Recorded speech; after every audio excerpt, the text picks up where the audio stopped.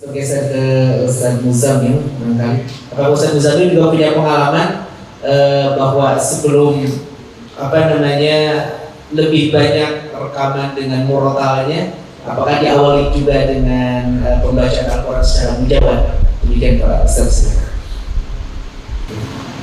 Insyaallah, tabarakallah. Mirip-mirip dikit lah dengan guru kita Ustaz Kris ya. Dulu waktu kecil saya diajarin baca dulu sama orang tua dengan metode Iqra waktu itu mulai di Indonesia. Kalau sekarang udah macam-macam ya. Terus belajar di TPA berjam-jam. Biasanya kan umumnya kita di Indonesia, di masjid-masjid kita, apalagi di Aceh, di kampung halaman saya, sebelum adzan berkumandang itu 10-15 menit sebelumnya ada yang namanya tarhim, pengondisian sholat. Yang diputerin apa? Lantunan Quran. Jadi saya dari kecil ya tiap hari dengerin Qurannya di situ dengan bacaan yang sama ya, menjawab tadi. Saya kecil-kecil sendiri habis dengerin diputar di masjid, saya tiruin. Bismillahirrahmanirrahim.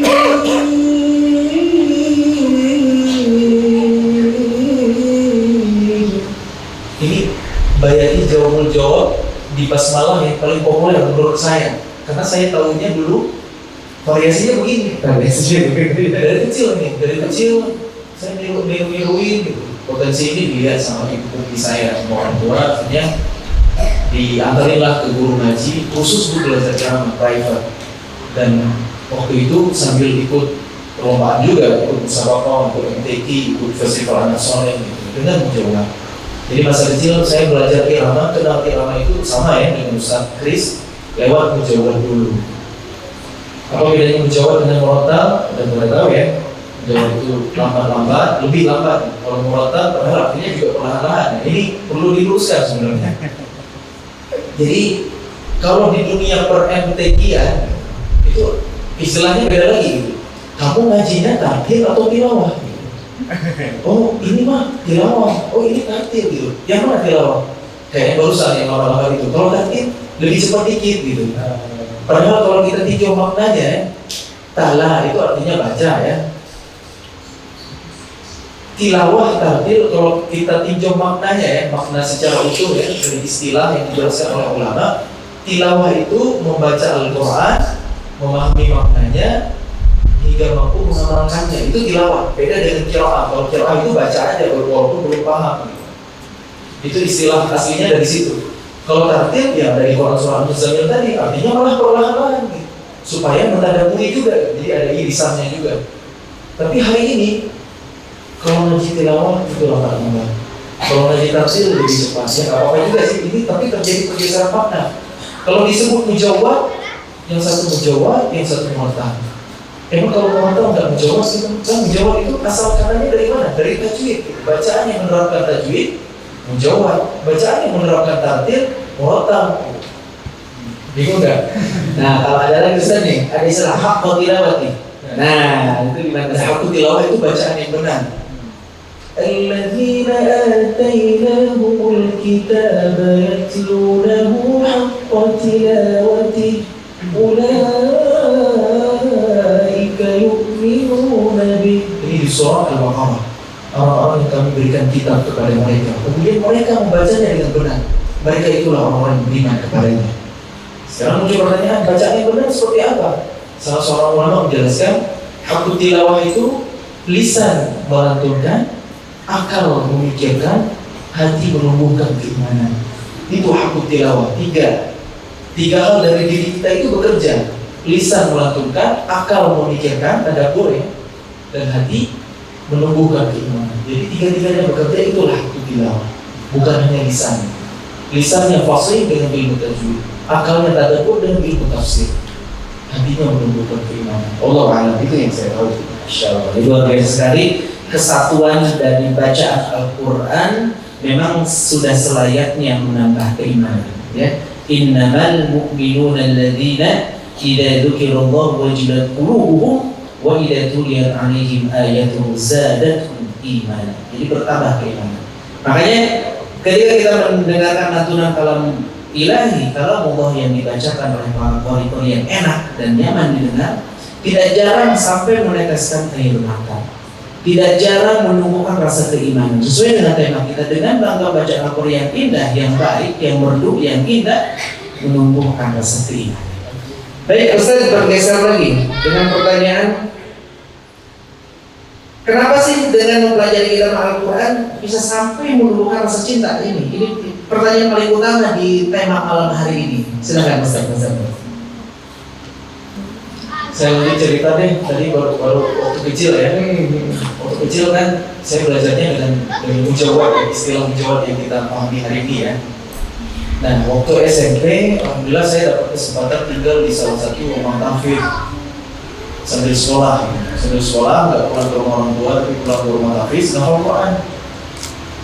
Otomatis ketika ngafal Quran, murojaah, nggak terus-terusan bisa murojaah, kadang-kadang ada lelahnya juga sambil mendengarkan murotal. Syekh favorit saya itu Syekh Sa'ad Al-Humidi waktu itu. Karena sebelumnya saya pernah belajar mujawad, akhirnya saya sadar, oh ternyata irama yang ada di mujawad dengan di murotal sama aja. Itu juga dapat ilham dari Allah. Akhirnya saya menganalisis lantunan Syekh Sa'ad Al-Humidi. Tahu kan Syekh Sa'ad Al-Humidi, Imam dari Madinah? Boleh kita dengar lantunan Sa'ad Al-Humidi.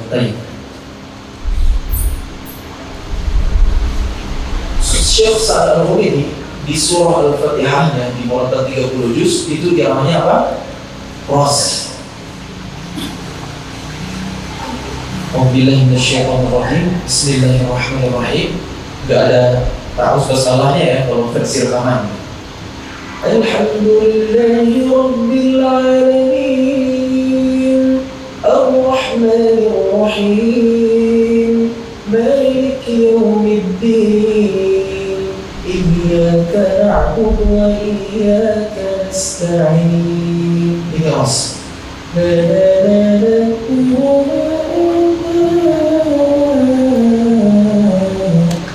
Kalau poli yang lain misalnya Imam Haramain Syekh Abdul Rahman As-Sudais, Alhamdulillahi Rabbil Alamin Ar-Rahmanir Rahim Maliki Yawmiddin. Cuma pitch-nya tinggi. Alhamdulillahi Rabbil Alamin. Lebih tinggi lah. Kalau saya ngambil yang rendahnya menyesuaikan dengan bacaan Syekh Al-Humidi yang tadi. Kemudian kita lanjut ke surah Al-Baqarah, ternyata Syekh Al-Humidi iramanya singkat di awal Al-Baqarah. Alif Lam Mim Dzalikal kitabu la raiba fihi hudan lil muttaqin.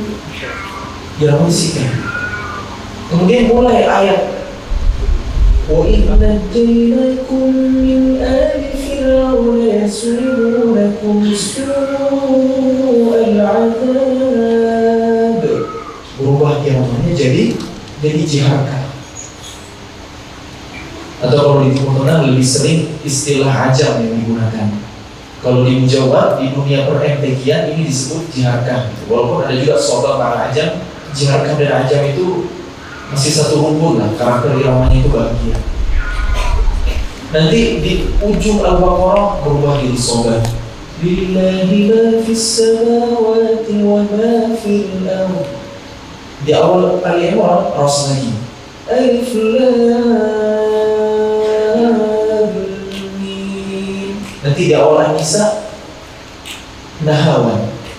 Ya ayyuhan nasu ittaqu rabbakum alladhi khalaqakum min nafsin wahidah wa khalaqa minha zawjaha wa batha minhuma rijalan katsiran wa nisaa'a. Al-ayah. Nanti di awal Al-Maidah ros lagi, awal Al-An'am ajam lagi atau jiharka. Di awal Al-A'raf soba lagi, di pertengahannya bayan. Nanti di surah-surah yang lain, misalnya surah Al-Jumu'ah Hijaz, Bismillahirrahmanirrahim. Yusabbihu lillahi ma fis samawati wa ma fil ardi al-malikil qudusil azizil hakim. Ini Syekh Al-Humidi. Temponya cepat. Jadi dalam total 30 juz itu ada 7 irama. Semuanya ada. Mulai dari bayatinya ada. Bayatinya kapan? Di surah Al-A'raf pertengahan itu ada bayati. Seperti di surah Shad. Shad wal Qur'ani dzikr. Itu bayati Syekh Al-Humidi. Kalau teman-teman penasaran yang mana nih bayati Syekh Al-Humidi, itu ada di surah Shad yang full. Nah, berawal dari saya lagi fokus ke tahfidzul Quran, akhirnya saya mencintai murotal. Bukan berarti mengabaikan mujawad, karena menurut hemat saya mujawad itu aplikasinya lebih terbatas. Di MTQ, di haflah itu konsepnya Quran lah, gitu ya. Ketika mengawali acara-acara resmi, biasanya kan suka ada lantunan ayat suci Al-Quran sebelum akad nikah, gitu ya, mujawad. Tapi selebihnya kita mau menghatamkan Quran, murotal. Kita mau ngafal, murajaah, murotal. Kalau menjawab, lama banget ya. Jadi imam memimpin sholat juga murotal. Kan nggak mungkin menjawab ya. Bismillahirrahmanirrahim. Gila, di demo nanti sama mereka. Kabur, jangan ada salah itu. Jadi makanya saya pribadi lebih fokus ke murotal hari ini. Ditambah lagi ya ketika dulu masa puber, saya mungkin kurang berlatih ya, sehingga suara saya juga terbatas, kehilangan oktav tingginya. Kan kalau suara anak kecil kan cempreng melengking gitu ya, tinggi. Begitu puber, begitu dewasa, jadi bebas, jadi suara pria gitu, maco. Terbatas juga untuk menjawab. Nafas juga jadi pendek karena jarang latihan. Ya udah murotal aja deh, murojaah, murotal, menghatam Al-Quran, murotal. Jadi imam murotal. Ya udah saya fokus murotal aja sampai sekarang. Nah, gitu ceritanya. Luar biasa. Tadi terdengar Ustaz Muzamil ini di pesantren atau mungkin ikut sebuah karantina tahfidzul Quran dan menghafalkan Al-Quran itu di usia berapa Ustaz? Kalau boleh tahu? Ya kalau nafal khatam sih sampai sekarang juga belum ya, masih proses. Tapi dulu tasmiyah sempat 11 juz. Setelah itu nambah tasmiyah juga, tapi gak berurutan. Jadi ya nafal suka surah-surah mana yang di tengah-tengah misalnya. Suka Ar-Rahman, Al-Waqi'ah, suka apa lagi gitu. Ya nggak berurut, surah-surah namanya juz 30, 1, 2, 3, 4, 5, 6, 7 sampai 10. Dan sempat juga ikut musyawarah dulu. Hafalan baru selesai di tasmiyah kan, selesai setoran langsung ikut 10 juz. Alhamdulillah sampai provinsi. Jadi kalau masa itu saya ikut cabang tilawah sampai provinsi ada. Waktu SMP saya ikut hifdzul Quran 10 juz sampai provinsi juga. Waktu SMA saya ikut beda lagi, ikut fahmil Quran. Apa itu fahmil Quran? Kayak cerdas cermat. Dan spesialisasi saya itu menyempurnakan ayat karena saya punya bekal hafalan. Sempurnakan ayat berikut ini. Dan itu tugas saya. Dan bagi tim beregu ada 3. Kemudian bagian coba tebak irama apa yang dipraktekkan oleh Dewan Hakim berikut ini. Nah itu juga tugas saya. Coba bacakan irama nahawan di surah Ad-Duha. Nah itu juga tugas saya. Jadi dari situ saya mengasah ilmu maqamat saya dan ilmu saya secara sangat detail gitu. Dewan Hakim baru melantunkan sedetik 2 detik, saya udah harus ngangkat bel, tahu itu irama apa. Makanya dari situ ya pada Allah ya, itu takdir yang saya tempuh, sehingga setelah itu saya sangat sensitif dengan yang namanya irama. Dengar qori ini, dengar syekh ini, dengar mujawab ini, saya analisis ini iramanya apa. Sampai saya beda banget sama Ustaz Chris. Tadi diskusi tuh. Menarik gitu. Nah bedanya gitu. Bedanya di mana? Ini jadi kepanjangan. Versi saya nanti sama Ustaz susah aja. Jadi ada beda mazhabnya di mana gitu kan? Kalau Ustaz Kris mungkin juga mengajar maqamat di sini ya dengan 7 irama gitu. Saya sepakat gitu. Irama yang paling masyhur ada 7, bahkan yang diperlombakan di musabaqah itu ada 7, mulai dari bayantinya. Bayanti nanti dibagi lagi, ada variasi-variasinya, ada tingkatan-tingkatannya. Ada bayanti nawa, bayanti syuri, bayanti husaini. Itu yang diperlombakan. Nanti jawab nawa, jawab syuri, jawab husaini. Itu yang berulang yang diperlombakan. Kemudian ketika sudah selesai rangkaiannya, setelah bayanti itu biasanya Hijaz. Maaf, ya benar. Setelah bayanti itu Hijaz, nanti masuk nahawan, masuk ras, binawa, ala nawa. Nanti kadang-kadang ada transisi zanjiran. Jadi sebenarnya irama itu ada banyak sekali. Tapi umumnya yang paling terkenal itu 7. Kemudian setelah ras itu ada sika, jihaka. Sesekali ada soba, itu pun sisipan. Jadi yang diperlombakan lagu wajib itu ada 7 kalau di musabaqah. Tapi setelah saya fokus ke muratal dan saya mengambil referensi di Timur Tengah. Jadi di Timur Tengah itu ada beberapa mazhab juga. Jadi negara-negara yang sangat menjunjung tinggi mujawar itu biasanya Mesir, Turki, Iran, Irak, daerah situ. Tapi begitu kita ke negara teluk di bagian tengah, di Saudi, Bahrain, Kuwait, itu tren di sana itu muratal yang lebih muncul, yang lebih ramai gitu. Jadi kalau di tengah-tengah termasuk di Masjidil Haram itu kan muratal ya. Tapi begitu ke pinggirannya Mesir, Turki, mana lagi? Iran, ya Maroko termasuk kan itu mujawar itu yang lebih keren gitu. Sehingga kamu belum ngaji mujawar, itu belum ngaji serius gitu. Tapi begitu untuk menarik orang ya, untuk syiar Quran. Tapi saya pribadi lebih fokus ke muratal. Nah, di Timur Tengah ada sebuah syair tentang ilmu maqamat yang sangat populer, di mana irama yang dipilih di antara setiap irama yang banyak itu ada 8. Saya bacakan syairnya ya. Maqamur rasti wal ajami jamilun kadasika bihi fannun asilu wa ba'dahu as-sabah ihsasu huzni bihi ya sahibi dam'i yasilu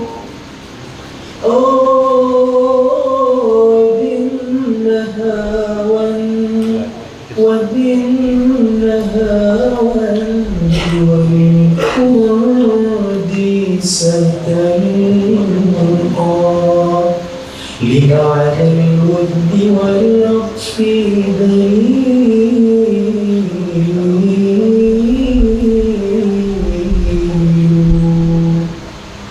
وإن رمت الأذى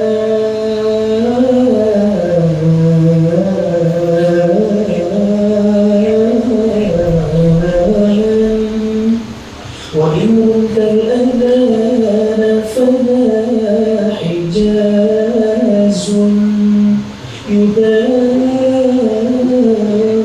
النفس بالهم يزيل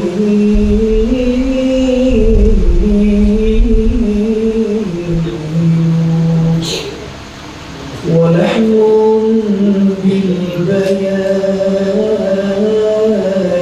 نشيد وجده تدور بالرؤوس وتستميل.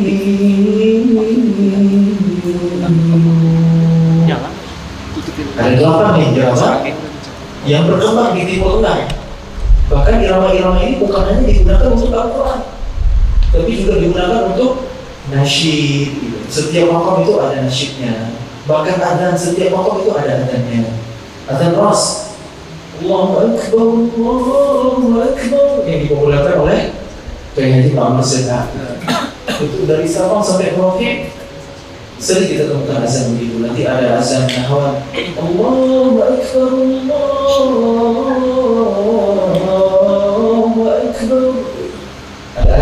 Kurdi yang akhir-akhir ini ya. Allahu Akbar, Allahu Akbar. Ini ada Kurdi. Nanti kalau ada bayati, Allahu Akbar, Allahu Akbar. Kalau di Madinah, azan bayati, Allahu Akbar,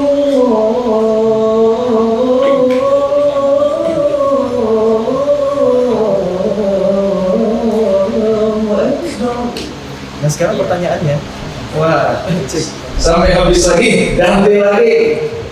Sekarang tadi beda bahasanya saya sama Ustaz Kris gimana? Dan itu pertanyaannya. Tapi ini sebenarnya bukan sesuatu yang prinsipil, bukan sesuatu yang fatal ya, Ustaz ya. Yang namanya juga beda bahasa gitu. Hanya beda metode sebenarnya, beda mengklasifikasikan. Kalau Ustaz Kris biasanya memperkenalkan irama itu ada 7 ya.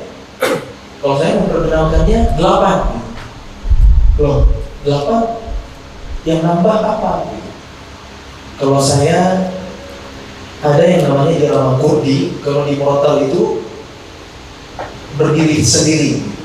Tapi kalau Ustaz Kris, irama Kurdi itu hanya merupakan variasi dari bayati. Jadi judulnya Ustaz Kris ngajari bayati, udah itu nyampur aja di situ. Kurdinya ada di situ, bayatinya ada di situ. Tapi kalau saya menjaga originalitas bayati. Seperti kayak di syair tadi ya.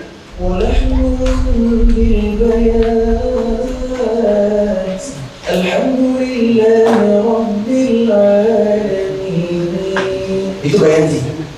Tapi ketika Kurdi satalqa alhamdulillahi rabbil alamin. Itu lebih sedih karakternya. Tapi kalau di bayati itu lebih berwibawa. Memang dekat, ada irisannya. Setelah saya kaji 4 tangga nada bawah Kurdi dengan bayati itu beda. Tapi giliran 5, 6, 7, 8 itu sama. Makanya ketika irama jawab, ketika kita meninggikan irama Kurdi, itu masuk ke ranah bayati. Makanya nggak usah bingung gitu. Ini ada yang bilang Kurdi, ada yang bilang bayati. Ya udah bayati Kurdi aja. Paling gampangnya gitu. Karena kalau di Timur Tengah, saya pernah diskusi dengan Syekh Ahmad Nufais ketika beliau ke Bandung di daerah Lembang. Waktu beliau nginap ke hotel Intercontinental di Dagu, saya sama sahabat saya di Muhammad Al-Hab dulu waktu dia pas ke Bandung, melihat di stories waktu itu dikasih Snapchat, Syekh Ahmad Nufais lagi di Indonesia, ke Jakarta langsung Bandung, nginapnya di mana? Oh di Intercontinental, kami datangin gitu. Waktu itu ngefans banget kan sama, namanya juga senang dengan irama, senang dengan kori gitu ya. Apalagi Syekh Ahmad Nufais itu variasinya keren lah di dunia Murattal, imam di Masjid Daulah Al-Kabir dari Kuwait. Saya datangin ke sana, beliau lagi sapa, saya datangin, Masya Allah, ambil Quran akhlak luar biasa, langsung kita dipeluk, langsung kita diajak semeja bareng gitu, langsung diskusi ilmu apa gitu. Beliau dengan antusiasnya mempraktekin berbagai irama. Saya baru tahu ya, ternyata kalau di Timur Tengah itu adalah satu variasi yang populer, itu bayati lami. Loh, ada lagi pembagiannya ternyata. Alhamdulillahirabbil alamin, Ar-Rahmanir Rahim, Maliki Yaumiddin. Saya iya aja deh ya, walaupun saya nggak terlalu antusias untuk praktekin. Belum jelasin lagi irama Hijaz itu nanti bisa dibagi lagi, Hijaz Misri, Hijaz Turki, macam-macam itu. Bedanya tipis-tipis. Dan memang ini untuk pro aja sih. Kalau punya masih populer, ya udah judul-judulnya aja. Mau irama bayati terserah, masuk variasi di situ syuri, masuk variasi Kurdi di situ ya nggak. Tapi kalau saya pribadi, Kurdi sendiri, bayati sendiri. Bedanya itu aja. Jadi kalau ketika saya mengajarkan bayati, maka saya akan mengenalkan begini gitu. Alhamdulillahi Rabbil Alamin, Ar-Rahmanir Rahim, Maliki Yaumiddin. Ini bayati, versi saya. Dia bayati. Tapi ketika Kurdi, Alhamdulillahi Rabbil Alamin,